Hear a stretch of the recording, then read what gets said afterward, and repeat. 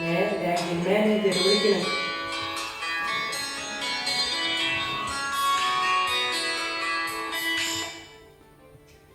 Hello, good morning. Very very good morning. ഇന്ന് വരണ്ട, ഇന്ന് ഞാൻ വലിയ നല്ല തിരക്കാണ്. കാരണം വെച്ചാൽ ഞാൻ്റെ ഒരു ബിസിനസ് മീറ്റിംഗാണ്, ഞങ്ങളുടെ ഡയറക്ടർ ബോർഡ് മീറ്റിംഗ് ആണ്. ഇതിനിപ്പോൾ ഇറങ്ങാൻ പറ്റില്ല, അതുകൊണ്ട് ഇന്ന് വരണ്ട. മീറ്റിംഗ് നമുക്ക് അടുത്ത ദിവസം വരാം കേട്ടോ.